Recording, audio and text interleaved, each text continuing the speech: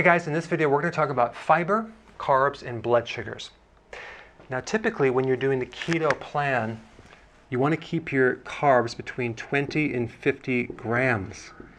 But it's very important to look at the type of carb that we're using when we're doing the calculations. So there's two definitions that I want to define. Number one is something called the glycemic index. That is how fast the glucose is spiked in the blood. Okay, so it's how fast you're going to consume a food and it's going to raise the blood sugar. That's glycemic index. And then glycemic load is the quantity of carbohydrate in that specific food. So let's say a certain food had a certain quantity of carbohydrate, but most of it was fiber. Then this would be on the low side.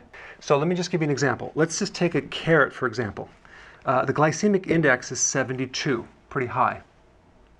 Versus a potato, the glycemic index is between 110 and 60. It can actually be lower than a carrot if it's just a boiled potato. But the more that you cook it and mash it and break down with enzymes that carbohydrate, it's going to be higher and higher and higher. So let's just compare a boiled potato to a carrot. Okay? A boiled potato has a lower glycemic index. But take a look at the glycemic load. It's 31. That's very high. Anything over 20 is high.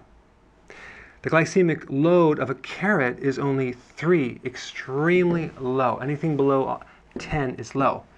So a potato is 10 times higher than a carrot as far as the glycemic load goes. And that has to do with the amount of fiber in carrots. There's not a lot of fiber in potatoes. Therefore, you want to stay away from potatoes, and carrots are much safer. However, you could potentially consume a raw potato. Okay, that's like close to 0 on the glycemic index, but it's not very appetizing to consume raw potatoes. But as you cook them, you release the sugars and they become higher and higher on the glycemic index.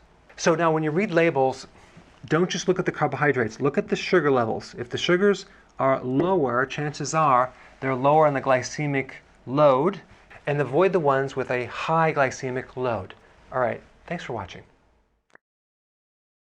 Hey, I appreciate your attention, and if you're enjoying these videos, go ahead and subscribe, and I will definitely keep you updated on future events, live events, and webinars that we're going to do very soon.